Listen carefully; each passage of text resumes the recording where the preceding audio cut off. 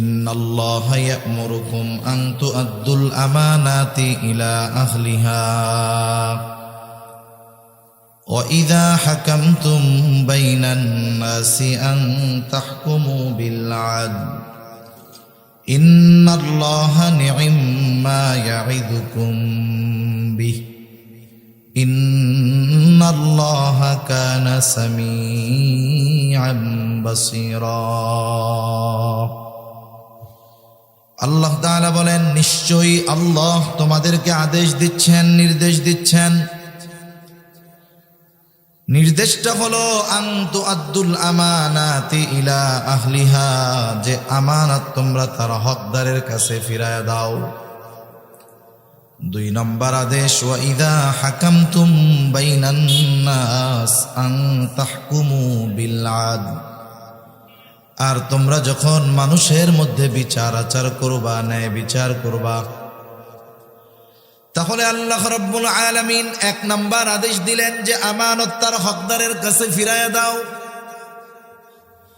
এই আয়াতের শানে নুজুল যদি আমি আপনাদের খেদমতে বলতে চাই, লম্বা সময় চলে যাবে। এই আয়াতটা যেই কারণেই নাজিল হোক না কেন, মুফাসসিরিনে কেরাম বলেন এখানে সব ধরনের আমানত উদ্দেশ্য। তার মানে আল্লাহ তাআলার নির্দেশ হলো, কারো আমানত, কারো হক যদি আমার আপনার কাছে থাকে, সেই প্রাপ্য ব্যক্তি যদি সে ভুলেও যায়, যে হক পাবে সে যদি ভুলেও যায়, আমার আপনার প্রতি নির্দেশ হলো তুমি নিজ দায়িত্বে তার আমানতের বস্তু ফিরায়া দাও। একজন আমার কাছে পায় কিন্তু তার মনে নাই, আমার মনে আছে, সে ভুলে গেলেও এটা আমাকে নিজ দায়িত্বে ফেরত দিতে হবে।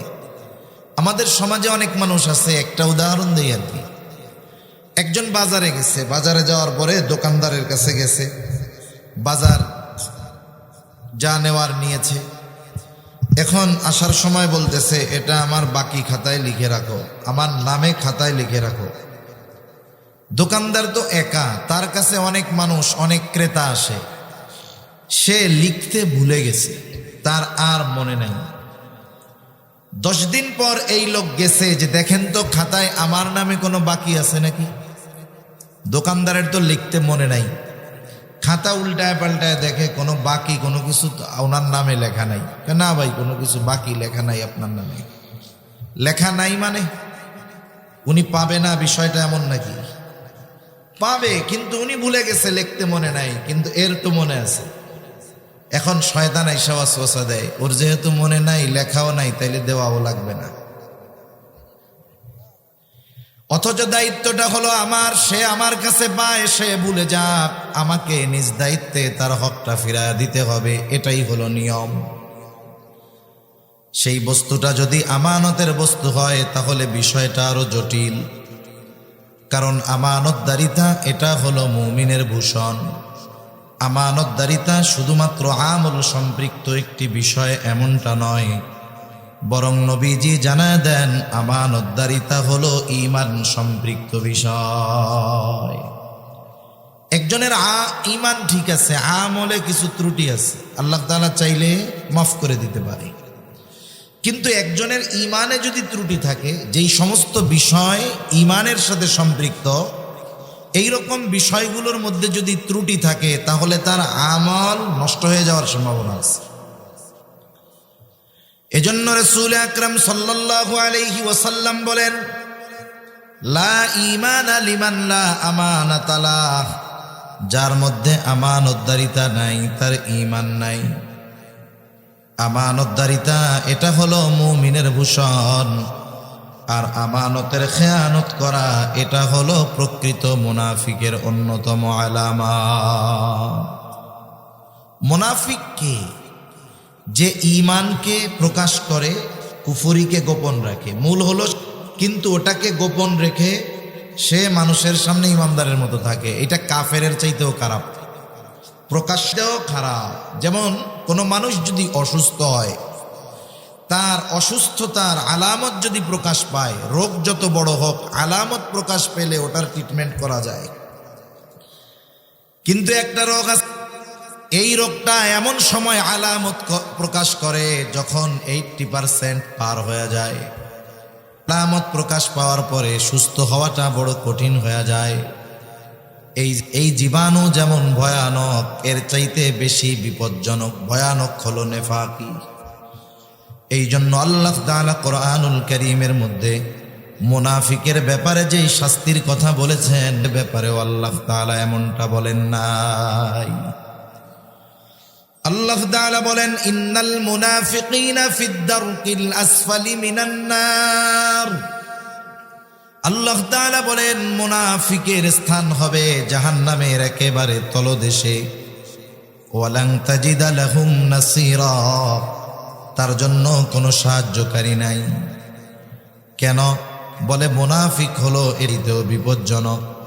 প্রকাশ্য শত্রুর মোকাবেলা করা সহজ, সে যত শক্তিশালী হোক না কেন, কিন্তু যে নিজেকে গোপন রাখে, লুকায় রাখে, সে বড় বিপজ্জনক, সে যতই দুর্বল হোক না কেন। এই জন্য নবীজিও মুনাফিকের আলামতগুলো আমাদের জানায় দেন। নবীজি বলেন, মুনাফিকের 1 নাম্বার আলামত ইদা হাদ্দাসা কাযাবা। মুনাফিক যখন কথা বলে মিথ্যা কথা বলে। ইদা ওয়াদা আখলাফা, যখন ওয়াদা করে ওয়াদা খেলাফ করে।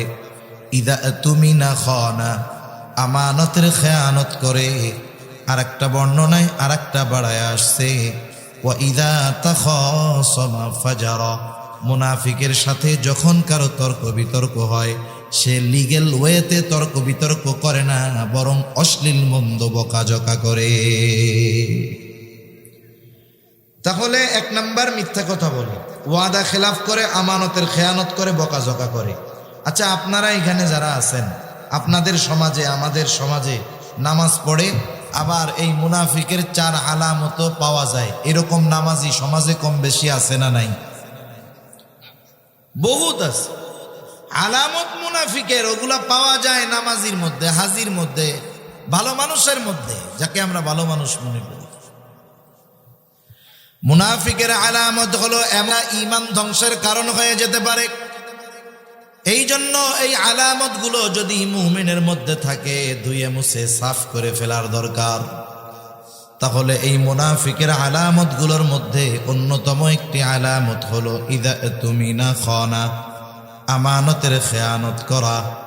আর মুমিন আমানতের হেফাজত করবে, এটাই তো মুমিনের ভূষণ। এখন বিষয় হলো, যেই বিষয়টার সম্পৃক্ততা ঈমানের সাথে, এই বিষয়গুলোর ব্যাপারে প্রত্যেকটা মুমিনের বিস্তারিত ধারণা থাকার দরকার আছে না নাই? প্রত্যেকটা মুমিনের বিস্তারিত ধারণা থাকার দরকার। এখানে একটু টিস্যু আনেন, এবারে একটু গরম পানি দেন, চিনি দিন, জাড়া পানিও দেওয়াইলেন।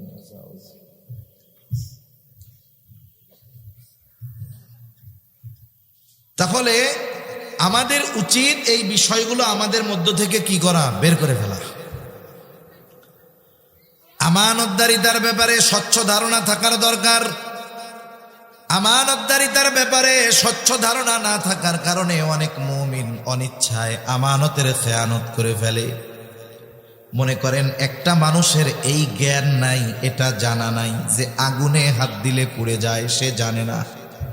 কিন্তু বলেন তো, না জেনে সে যদি আগুনের মধ্যে হাত দিয়ে দেয়, আগুন কি বলবে নাকি? উনি তো জানে না, পোড়ানোর দরকার নেই, বলবে না পুড়ে যাবে? আমানতদারিতার বিষয় আমাদের জানা জরুরি ছিল, আমরা জানি নাই বিদায় ওই ধরনের কাজ করলে যে খেয়ানত হবে না, বিষয়টা এমন নয়। এই জন্য এই বিষয়গুলোর ব্যাপারে স্বচ্ছ ধারণা আমাদের সকলের থাকার দরকার। তাহলে আসেন আমরা একটু জানি, যেই কয়েকটা আমার জেহেনে আসে, মনে আসে, আমি সেই কয়েকটা বলবো। 1 নাম্বার, আমানতদারিতা হয় লেনদেনের মধ্যে, আদান প্রদানের মধ্যে। একজন আমার আপনার কাছে আমানত রেখেছে, দায়িত্ব হলো হুবহু আমানতের ওই বস্তুটাকে হেফাজত করা। আমানত আর সাধারণ জমা, এই দুইটার মধ্যে মাসালাগত তফাৎ আছে। কেউ যদি আমাকে আপনাকে বলে, হুজুর এই টাকাটা আপনার কাছে আমানত রাখলাম, 1000 টাকার পুরান একটা নোট, আমি যদি চিন্তা করি বাজার থেকে এই টাকাটা দিয়ে বাজার করে নিয়ে যাই, পরে চাইলে তাকে নতুন আর একটা নোট দিয়ে দিব। যদি সে আমানত রাখে, তাহলে আমার আপনার এই অধিকার নাই তার ওই পুরান নোটটা খরচ করে ফেলা, বরং যেটাই আমানত রেখেছে সেটা ছেঁড়া হোক আর নতুন হোক, ওইটাই হুবহু আমাকে আপনাকে সংরক্ষণ করতে হবে। এটাই হলো আমানতদারিতা। আমি অনেক আগের মানুষের কথা বলবো না, একেবারে নিয়ারেস্ট নিকটবর্তী অতীতের কিছু মানুষের কথা বলি। যেমন আল্লামা শাহ আহমদ শফি রহমাতুল্লাহি আলাইহির পরে হাটহাজারীর মুহতামিম ছিলেন আল্লামা ইয়াহইয়া রহমাতুল্লাহি আলাইহি। খুব বুজুর্গ একজন মানুষ। উনি মারা যাওয়ার পরে ওনার ব্যাগের মধ্যে ছেলেরা যখন খুঁজতেছে কি পাওয়া যায় কি আছে, খুঁজে দেখতেছে কয়েকটা কাগজের মধ্যে প্যাকেটের মধ্যে কিছু কিছু লোকের আমানত আছে।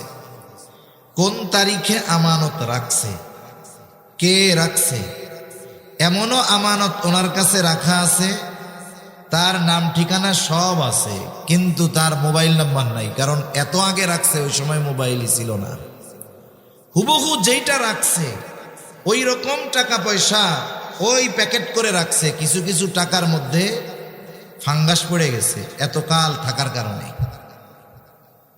সেজন্য আমানতের বিষয়টা একটু ব্যতিক্রম। কারো আমানত যদি আমার আপনার কাছে থাকে, সেটা আমানতের বস্তু হোক আর সাধারণ হকের বস্তু হোক, আমার আপনার উচিত এই বিষয়গুলো যথাযথভাবে মালিককে ফিরায় দেওয়া, ঠিক কিনা বলেন? সেজন্য সাধারণত লেনদেনের ক্ষেত্রে এই বিষয়টা আমাদের কম বেশি জানা আছে, এজন্য এটা আর লম্বা করব না। 2 নাম্বার, আমানতদারিতা হয় কথার মধ্যে, কথাও কিন্তু আমানত হয়। রাসূল আকরাম সাল্লাল্লাহু আলাইহি ওয়াসাল্লাম বলেন, ইযা হাদ্দাসা আর-রাজুলু সুম্মা ইলতাফাতা ফাহিয়া আমানাতুন। নবী বলেন, যখন কেউ কথা বলে আর এদিকে সেদিকে তাকায়, ফাহিয়া আমানাতুন, ওই কথাটাও আমানত হয়ে যায়। কেউ আমার আপনার কাছে এসে কথা বলতেছে, কথা বলার সময় এদিকে তাকায় ওইদিকে তাকায়, কেন তাকায়? আপনি আমি বুঝতেই পারি যে সে চায় না তার এই কথাটা আমি ব্যতীত অন্য কেউ শুনতে পাক, ঠিক কিনা বলেন? কিছু বলা লাগবে না, শুধু ডানে বামে তাকিয়ে কথা বলেছে, অটোমেটিকলি ওই কথাটা আমার আপনার কাছে আমানত, আমি অন্য কারো কাছে আর বলতে পারবো না। কিন্তু আমাদের অভ্যাসের ব্যতিক্রম। কেউ যদি বলে, হুজুর আপনার কাছে বললাম, আপনি আর কারো কাছে কিন্তু বইলেন না, কাজ সারা। সে আমার আপনার চোখের আড়াল হওয়ার আগে আর একজনের কাছে না বললে আমার পেটে আর কথাটা হজম হয় না, পেটের মধ্যে পুটপুট শুরু হয়ে যায়। লোকটা চোখের আড়াল হওয়ার আগে আর একজনকে ডাক দিয়া বলি, শোনো লোকটা আমারে কি বলছে জানো? বলে না। বলে খুব বিশ্বাস করে আমাকে, আমার কাছে এই কথাটা বলছে, কারো কাছে বলতে মানা করছে, আমি শুধু তোমারে কইলাম, তুমি কিন্তু কাউরে কইও না। ও কি চিন্তা করবে? হুজুরেও তো বলছিল কারো কাছে না বলার জন্য, তাহলে একজনের কাছে মনে হয় বলা জায়েজ আছে, এই জন্য হুজুর আমার কাছে কইছে, আমিও একজনের কাছে কই। ও এবার আর একজনকে বলবে, হুজুর কি মিথ্যা বলে নাকি না? বলে হুজুর আমাকে অমুকের ব্যাপারে এই কথাটা বলছে, আমারে খুব বিশ্বাস করে, আমি শুধু তোমারে কইলাম, তুমি কাউরে কইও না। ও আর একজনের কাছে বলবে আমি তোমারে কইলাম, তুমি কাউরে কইও না। এইভাবে যেই কথাটা শুরুতে একজনের কাছে আমি বলছি আমি একজনের কাছে, দুপুর হইতে হইতে ওই কথাটা পৌঁছায় গেল 100 জনের কাছে। বলেন তো খেয়ানত কি একটা আছে নাকি 100টা হয়ে গেছে? এখন কথা হইল 100 খেয়ানত কেমনে হইল, কেন হইল? বলে 100 খেয়ানত হওয়ার কারণে দায়ী হলাম আমি।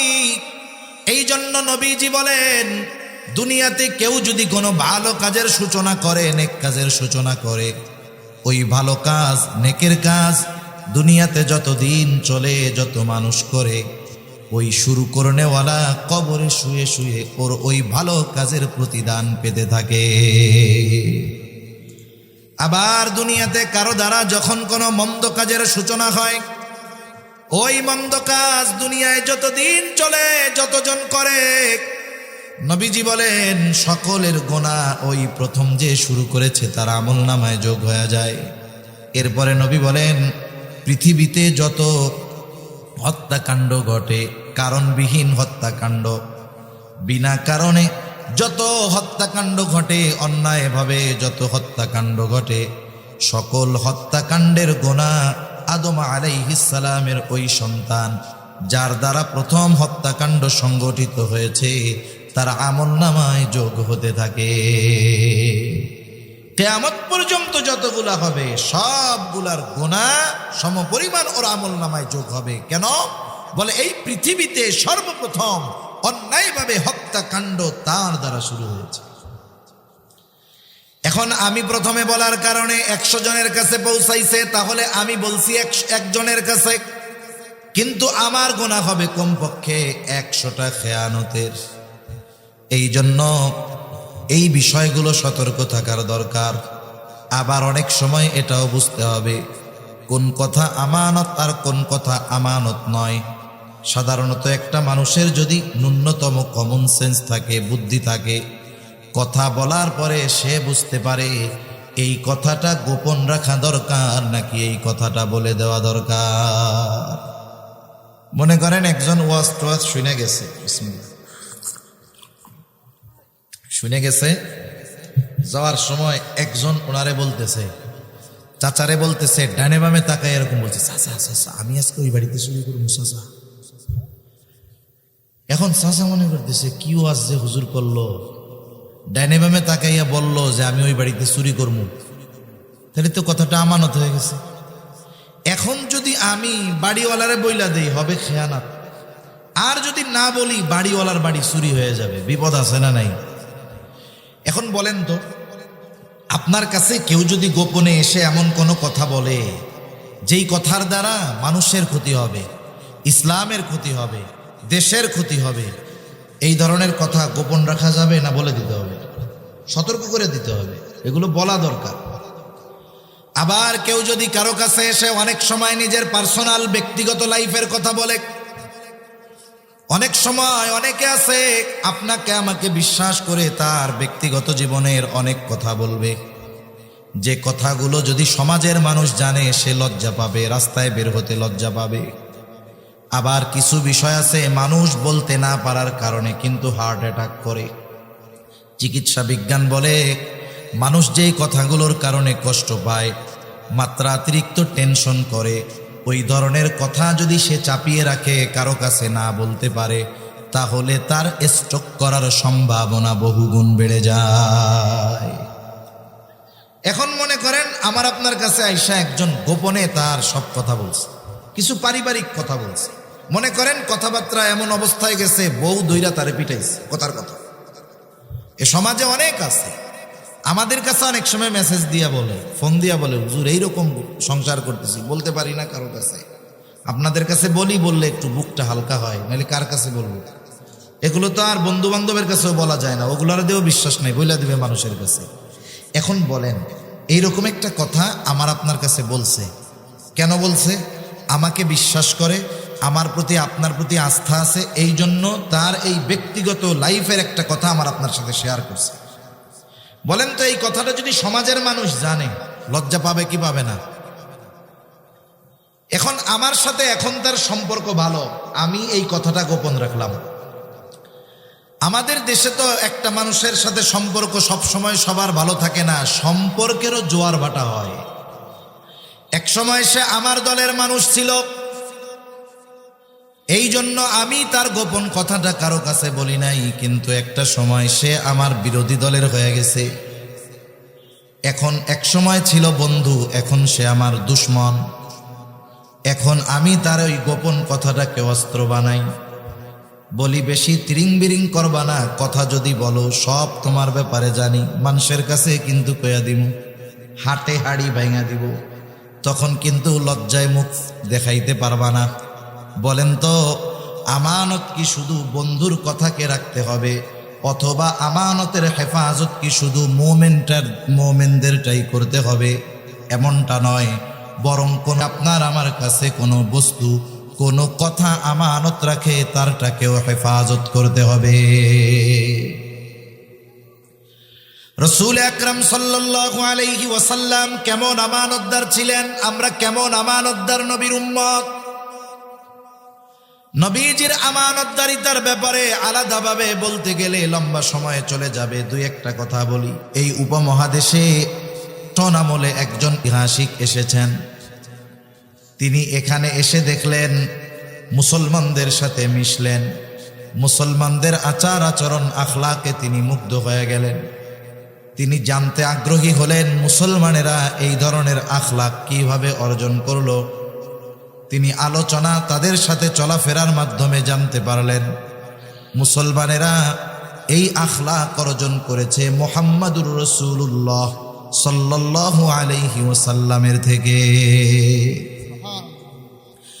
এখন উনি নবীজির ব্যাপারে একটু পড়াশোনা শুরু করছে জানার জন্য। উনি নবীজির ব্যাপারে ব্যাপক জানা শোনার পরে উনি একটা নবীজির জীবনী লিখছে, সিরাত লিখছে। এই সিরাতে উনি নবীজির আখলাকগুলোকে, চরিত্রগুলোকে আলাদা আলাদাভাবে সুন্দরভাবে উল্লেখ করছে। একজন অমুসলিম সে তার ভাষায় নবীজির ব্যাপারে বলতেছে যে মুহাম্মদ এমন আমানতদার বিশ্বস্ত মানুষ ছিল, সে মুসলমানদের প্রফেট, মুসলমানদের নবী।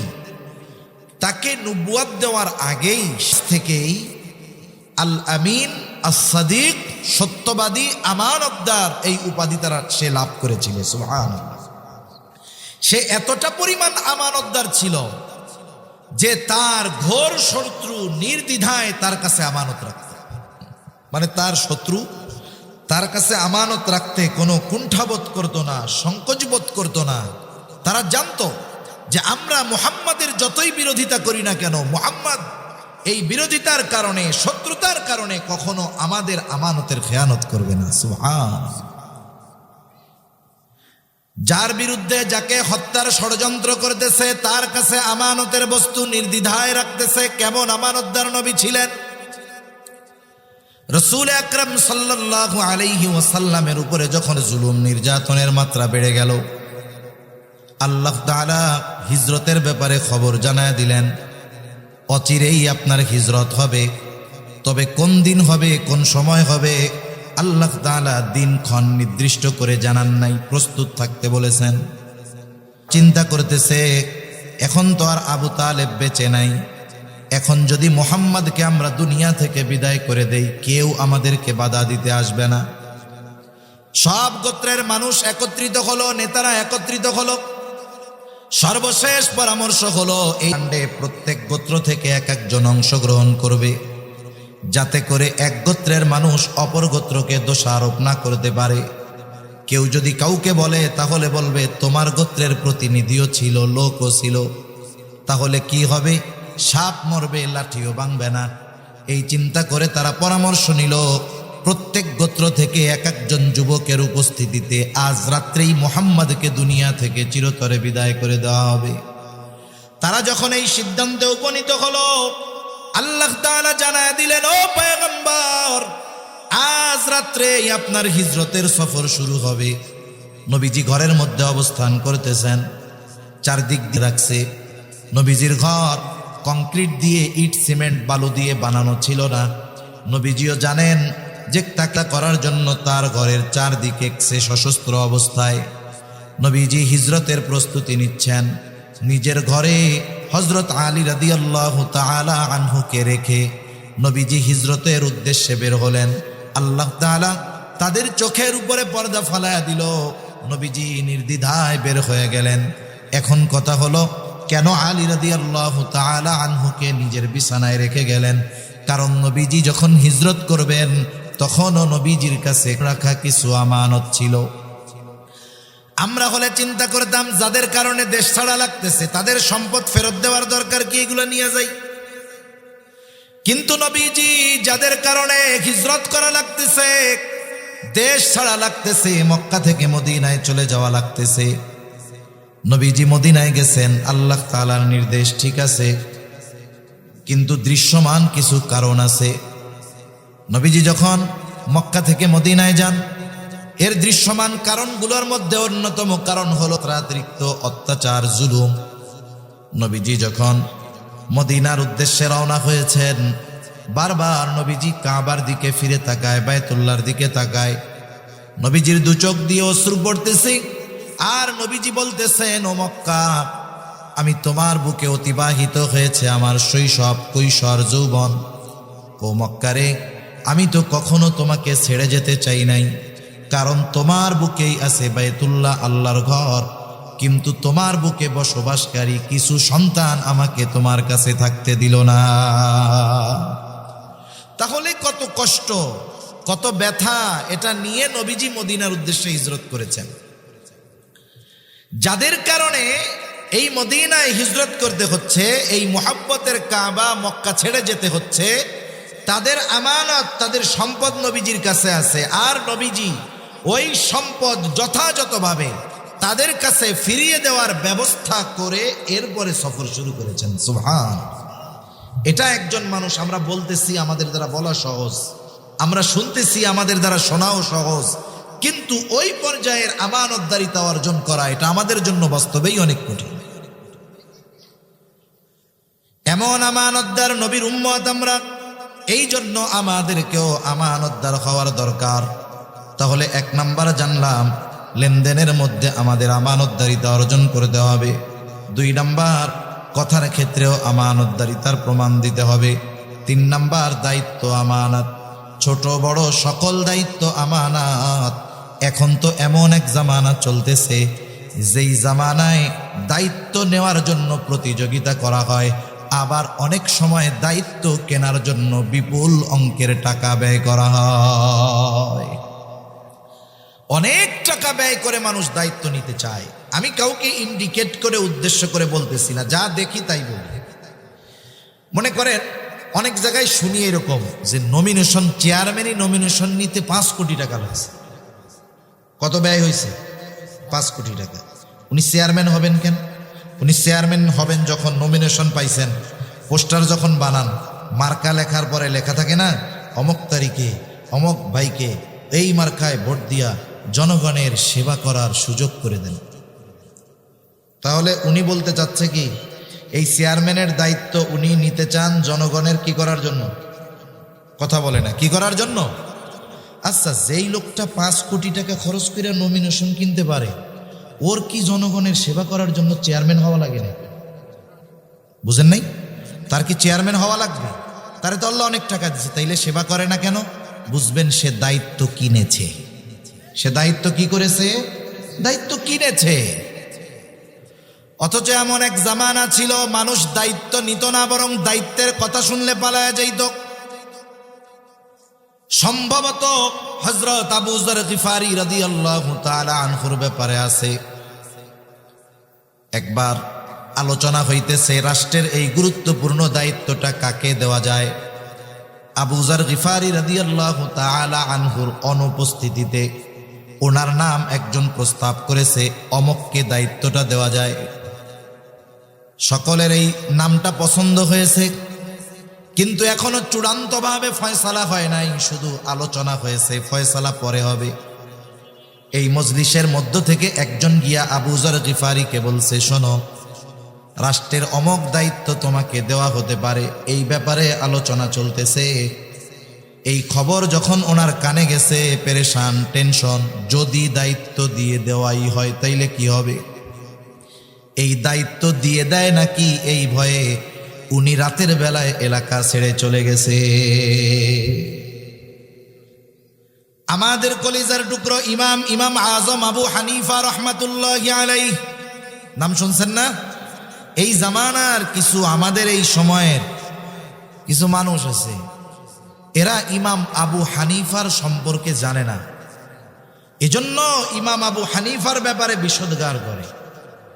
ইমাম আবু হানিফা রাহমাতুল্লাহি আলাইহির ব্যক্তিত্ব, খোদাভীরুতা, তাকওয়া, ইলমের ব্যাপারে যদি ন্যূনতম ধারণা থাকতো, তাহলে এই ধরনের মানুষগুলো ওনার মতো ব্যক্তি সম্পর্কে কুরুচিপূর্ণ শব্দ উচ্চারণ করার দুঃসাহস পেত না। এমন একজন ব্যক্তিত্ব ইমাম আবু হানিফা রাহমাতুল্লাহি আলাইহি। খলিফা মনসুরের সাথে দেখা হয়ে গেছে। খলিফা মনসুর ইমাম আবু হানিফাকে বলতেছে, ইমাম, প্রধান বিচারকের দায়িত্বটা, আসনটা খালি, আপনি প্রধান বিচারপতির দায়িত্বটা নেন, চিফ জাস্টিস। যার কাছে রাষ্ট্রপ্রধানের নামেও বিচার যাবে, তিনি রাষ্ট্রপ্রধানের ব্যাপারে বিচার করবেন। প্রধান বিচারপতি ইমাম আবু হানিফা রহমাতুল্লাহি আলাইহি সাথে সাথে এই প্রস্তাবের ব্যাপারে না বইলা দিলেন, আমি পারবো না। খলিফা চিন্তা করতেছে, আমি এত বড় এক পদের প্রস্তাব দিলাম, সরাসরি আমার মুখের উপরে প্রস্তাব ফিরায় দিল। এটা খলিফার ইগোতে লাগছে, গায়রাতে লাগছে, আত্মমর্যাদায় লাগছে। হাতে চাবুক দিয়ে ইমাম আবু হানিফার গায়ে একটা বাড়ি মেরে দিয়েছে। এইবার খলিফা মনসুর রাজপ্রাসাদে ফিরে গেল। ওখানে খলিফা মনসুরের চাচা বলতেছে, মনসুর তুমি কাজটা ভালো করো নাই, ইমাম আবু হানিফার গায়ে চাবুক দিয়া বাড়ি মারছো, কাজটা ভালো করো নাই, তার কাছে ক্ষমা চাও। ওই সময় বাড়ি তোমার ছিল রাগে, রাগের সময় মানুষ অনেক কিছু করে ফেলে। অনেক সময় মানুষ রাগের মুহূর্তে এমন কিছু বিষয়ের সিদ্ধান্ত নিয়ে বসে যেটা তার পরবর্তী হায়াতে, গোটা হায়াতে আফসোসের অন্যতম কারণ হয়ে যায়। অনেক সময় দেখবেন তুচ্ছ বিষয় নিয়ে, একেবারে সামান্য বিষয় নিয়ে স্বামী স্ত্রীর মধ্যে কথাবার্তা হয়, তর্কাতর্কি হয়। এক সময় শয়তান দুইজনেই এসে উত্তেজিত বানায় দেয়। এইবার বেটা মানুষ মহিলা কয়, তোমার ঘর না করলে আমার কি হয়েছে? 20 বছর তোমার সংসার করে আমি শেষ, পোলাপান পাইলা শেষ। এইবার বেটারে এসে শয়তান কয়, দেখছস তুই কামাই করে খাওয়াস, তোর মুখের উপরে কথা, এমন বউ দরকার কি? তোর শক্তি সামর্থ্য আছে, আরো 3টা করতে পারবি, সেটা দে। একবারে রাগ ডাক নাই, 14 গোষ্ঠী ধরে কয় দিয়া দিলাম, আছে না নাই? এখন দিয়া যখন দিছে, শয়তানের এক মিশন তো শেষ, শয়তান এবার চলে যায়। আর মানুষগুলো খারাপ আছে। মানুষগুলো যখন ঝগড়া লাগে, এই ঝগড়ার শেষ পর্যন্ত দেখার জন্য অপেক্ষা করে। আপনারা বল খেলা দেখেন না, দেখছেন তো, এগুলো আমরাও তো দেখছি। এক সময় বল খেলা যখন হয়, তখন বল তো একটা, বল যেদিক যায় নজর সবার সেদিক থাকে, সবাই রেডি।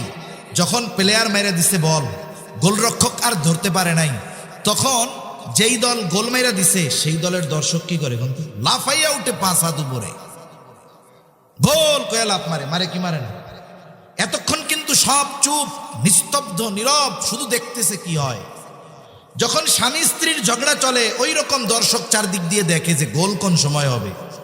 যখন চাচা বলে দিয়া দিলাম তোর 14 গোষ্ঠী ধরে সবগুলা, এইবার সকলে লাফায় ওঠে, আরে চাচা করলেন কি, আরে চাচা করলেন কি? কেন? এর আগে মহিলারা মহিলাটাকে দূরে নিয়ে যাইতে পারলো না, পুরুষরা মিলে পুরুষটাকে দূরে নিয়ে যাইতে পারলো না, মাথার মধ্যে পানি ঢেলে দিতে পারলো না। তখন দেখা যাইতো দুজন যখন দুজনের সামনে না থাকতো, রাগটা কমতো, হয়তো এই ধরনের কঠিন সিদ্ধান্তে তারা যেত না। এখন যখন তালাক দেওয়া হয়ে গেছে, শয়তান চলে গেছে, এবার আইসা মোহাব্বত ঢুকায়া দেয়। হুজুরের কাছে গিয়া বলে, হুজুর কাজ ছাড়া কি করছো? কয় 14 গোষ্ঠী ধইরা দিয়া দিছি। কেন দিছো? বলে হুজুর রাগ হইয়া দিছি। কেউ খুশিতে এই কাজ করে না, রাগ হয়েই করে। এই জন্য গোটা জীবনের একটা মূল নীতি আমরা শিখে রাখবো, রাগ অবস্থায় অন্য কিছু যত কিছু করা হয় হোক, কিন্তু রাগান্বিত অবস্থায় কখনো চূড়ান্ত সিদ্ধান্ত নিব না। আপনার রাগ আসছে, মাত্রাতিরিক্ত রাগ, একটা কিছু ভেঙে ফেললেন, ভিন্ন কথা, কিন্তু আপনি চূড়ান্ত সিদ্ধান্ত নেবেন ঠান্ডা মাথায়। আপনি যদি রাগান্বিত অবস্থায় সিদ্ধান্ত নিয়ে নেন, সেটা কার্যকর হবে এবং পরবর্তীতে আজীবন পস্তানোর একটা কারণ হবে, ঠিক কিনা? এখন বাড়ি তো মারছে, ওই সময় রাগ ছিল, এখন তো রাগ নাই, মাফ চাইতে গেলে তো লজ্জা লাগবে। চিন্তা করেছে তার বিশ্বস্ত সহচরকে পাঠায়া দিবে, পাঠায়া দিছে ইমাম আবু হানিফার কাছে। বলতেছে ইমাম আবু হানিফাকে গিয়ে বলবা খলিফা তার আচরণের কারণে লজ্জিত, ক্ষমা চেয়েছে, মাফ করে দেন। সাথে সাথে 1 থলে স্বর্ণ মুদ্রা দিয়া বলে, শোনো ইমাম আবু হানিফাকে এটা আমার পক্ষ থেকে হাদিয়া দিয়া দিবা, আর এটাও বলবা এই হাদিয়া যদি আপনি গ্রহণ করেন তাহলে খলিফা নিশ্চিত হবে যে আপনি তাকে ক্ষমা করে দিয়েছে। লোকটা চলে গেছে ইমাম আবু হানিফার কাছে। ইমাম আবু হানিফার কাছে গিয়ে বলতেছে যে খলিফা ওই আচরণের জন্য লজ্জিত, দুঃখিত, মাফ চাইছে, মাফ করে দেন। ইমাম আবু হানিফা বললেন ঠিক আছে, মাফ করে দিচ্ছে। এখন ওই লোক বলে, আপনি যে মাফ করলেন, খলিফা তো নিশ্চিত হবে তখন এই যে হাদিয়া দিয়েছে এটা আপনি যখন গ্রহণ করবেন তখন। ইমাম আবু হানিফা বলতেছে, না, হাদিয়া গ্রহণ করা যাবে না, তুমি নিয়ে যাও, মাফ করে দিছি। লোকটা বারবার জোরাজুরি করার পরে বলতেছে, খলিফা হাদিয়াটা পাঠিয়েছে, আপনি রাখেন। ইমাম আবু হানিফা বলতেছে, না, রাখা যাবে না। লোকটা বলে, আপনি রাখেন, আপনার ব্যবহার করার দরকার নাই, আপনি দরকার হয় কাউকে সদকা করে দিয়েন। ইমাম আবু হানিফা বলতেছে, তোমার কাছ থেকে রাখার পর এটা আমি সদকা করলাম নাকি নিজে ব্যবহার করলাম সেটা বিষয় নয়, বরং তোমার খলিফা জানবে ইমাম আবু হানিফা আমার হাদিয়া গ্রহণ করেছে, এটাই হবে মূল বিষয়। এজন্য রাখা যাবে না, ফেরত নিয়ে যাবে। লোকটা আরো জোরাজুরি করতেছে। এইবার ইমাম আবু হানিফা বলতেছে, তোমার খলিফা আমাকে এত হাদিয়া দিল, পেল কোথায়? কোন রাষ্ট্রের পরিচালক ওই রাষ্ট্রের সম্পদের মালিক নয়, বরং রক্ষণাবেক্ষণের দায়িত্ব তাকে দেওয়া হয়েছে। এজন্য আমাদের দেশের সিস্টেম যেটা, মেম্বারের একটা সম্মানী ভাতা আছে না নাই? চেয়ারম্যানের, এমপি সাহেবের, মন্ত্রীর, প্রাইম মিনিস্টারের, রাষ্ট্রপতি, প্রত্যেক দেশে এই সিস্টেম আছে। আফসোস কি জানেন? কি ক্যামেরন যেন এটার নাম, এই বলতেছে আমি প্রধানমন্ত্রিত্ব ছাইড়া দিব। কেন? বলে আমি এই প্রধানমন্ত্রীর দায়িত্ব নেওয়ার পরে আমার সংসারের খরচ চালাইতে পারতেছি না। মন্ত্রী বলতেছে আমি প্রধানমন্ত্রিত্ব ছেড়ে দিব। কেন? বলে আমি যা পাই এ দিয়ে আমার পরিবারের খরচ চলে না। আর আমাদের দেশে কোনো মতে মেম্বার একটা হইতে পারলে হইছে। 5 বছর আগে গাছতলায় বাড়ি ছিল, 5 বছর পরে 5 তলা, মাশাআল্লাহ। কোথায় গেছে অবস্থা, কোথায় আমানতদারিতা? ইমাম আবু হানিফা বলতেছে, শোনো, খলিফাকে রাষ্ট্রের পক্ষ থেকে যেই পরিমাণ ভাতা দেওয়া হয়, ভাতা, ওর বাইরে 1 টাকা নিজের কাজে ব্যবহার করার অনুমতি নাই। যেহেতু উনি রাষ্ট্রীয় কোষাগার থেকে এটা দিয়েছে, এটা আমাকে দেওয়া তার জন্য বৈধ হবে না। এটা তাকে তুমি ফিরায়া দিবা এবং এটাও বলবা রাষ্ট্রীয় কোষাগার থেকে শুধুমাত্র যেই পরিমাণ তার জন্য ভাতা, এর বাইরে 1 দিরহাম সে নিজের কাজে ব্যয় করতে পারবে না, তাহলে আমানতের খেয়ানত হবে। লোকটা গিয়া এইবার খলিফার কাছে আরো তেল মশলা লাগায়া কথাটা বলছে। এইবার খলিফা এতটা রাগান্বিত হলো, খলিফা এবার ফোর্স পাঠায় দিছে, যাও ইমাম আবু হানিফাকে জেলখানার মধ্যে আটকায় দাও, আটকায় রাখো। জেলখানার মধ্যে আটকায় দেওয়া হলো, চাবুক দিয়ে আঘাত করা হতো, আর বলা হতো তুমি যদি প্রধান বিচারকের দায়িত্ব গ্রহণ করো তোমাকে ছেড়ে দেওয়া হবে। ইমাম আবু হানিফার উপরে এই রকম জুলুম নির্যাতন চলার পরেও ইমাম আবু হানিফা খলিফার দায়িত্ব গ্রহণ করেন নাই। ইমাম আবু হানিফা প্রধান বিচারকের দায়িত্ব গ্রহণ করেন নাই খলিফার এত চাপের পরেও। এখানে একটা বিষয় ক্লিয়ার করার দরকার, গোটা দুনিয়াতে 2 শ্রেণীর মানুষ জেলখানায় যায়। কয় শ্রেণীর? একটু কথা বলেন, কয় শ্রেণীর? যেই দেশের শাসক জালেম হয়, যেই দেশের শাসক কি হয়? কথা বলে না, কি হয়?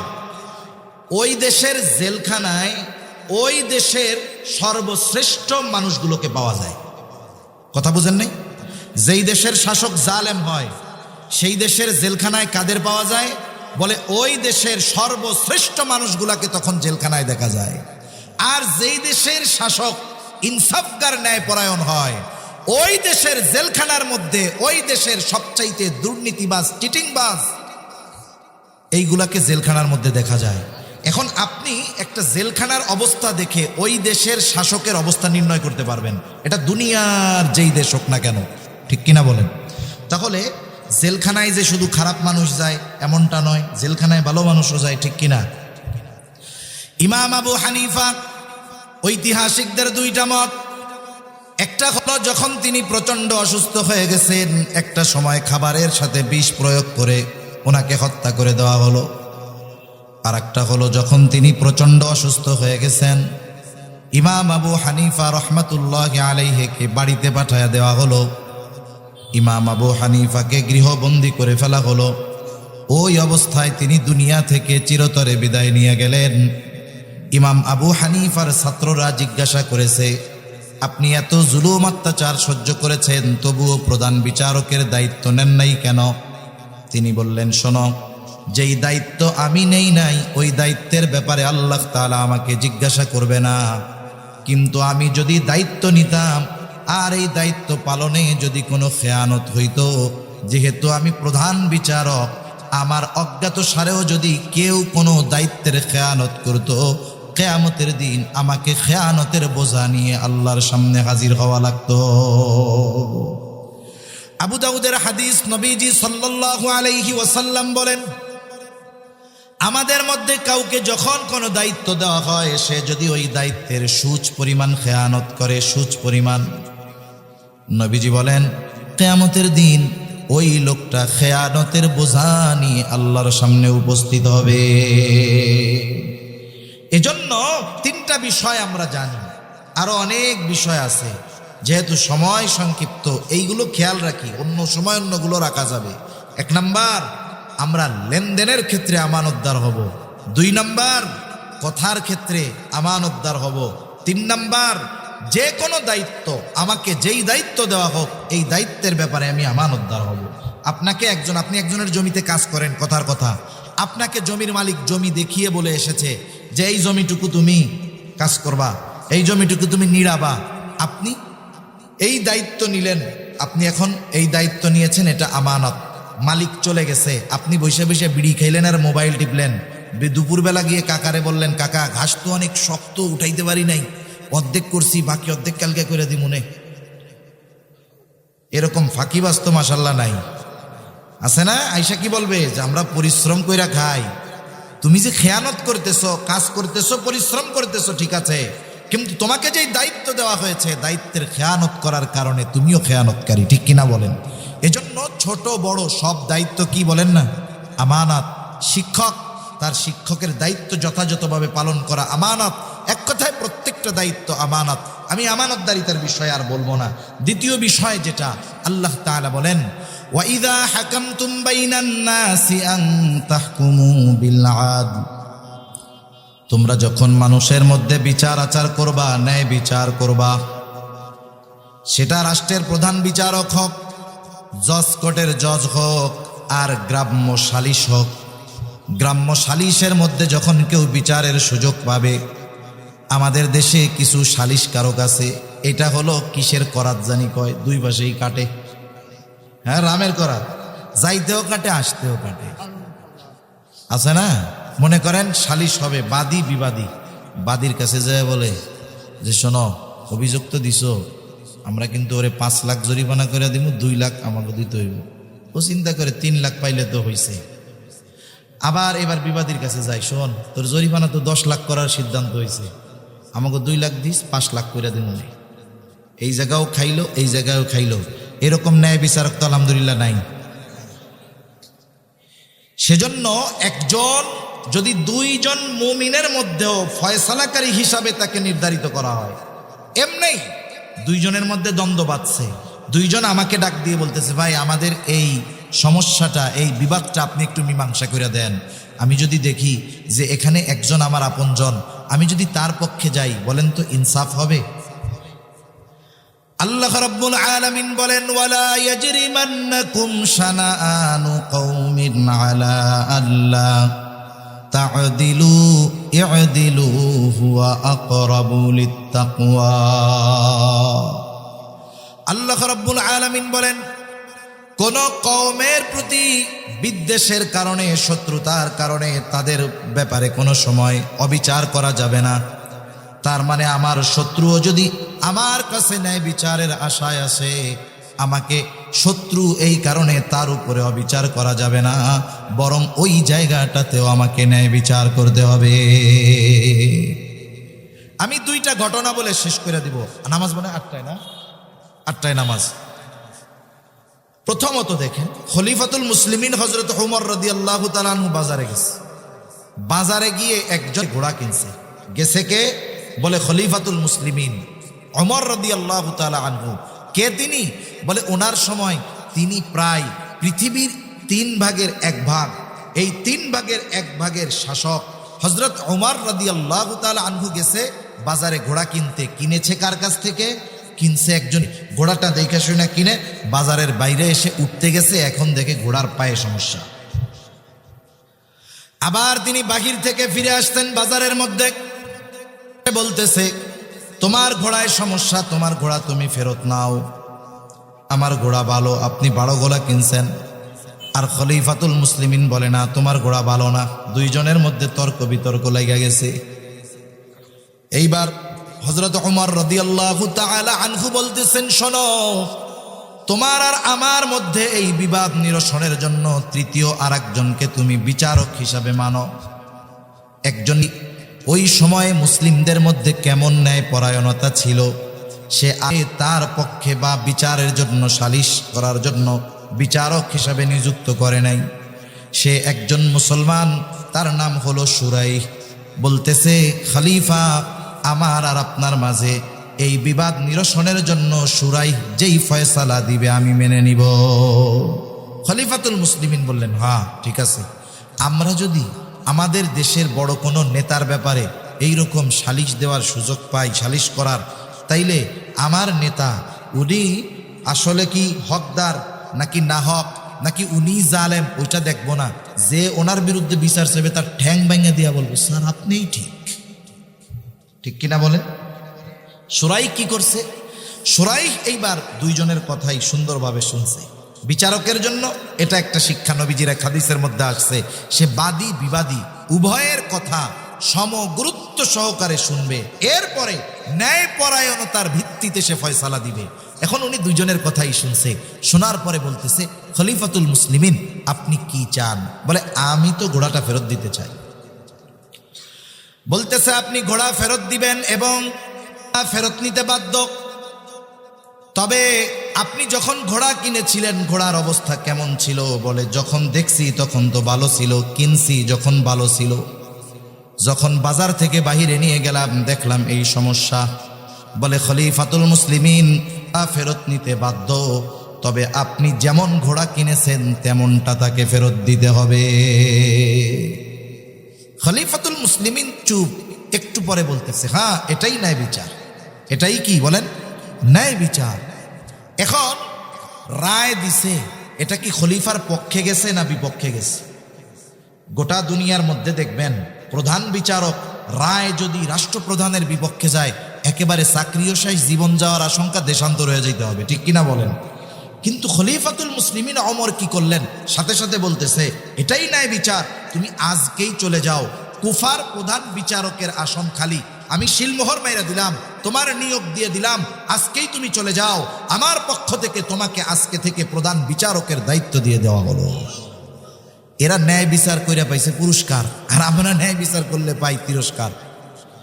এবার একটা হাদিস বলে আলোচনা শেষ। নবীজি সাল্লাল্লাহু আলাইহি ওয়াসাল্লামের কাছে একজন মহিলা চুরি করছে, তার ব্যাপারে বিচার আসছে।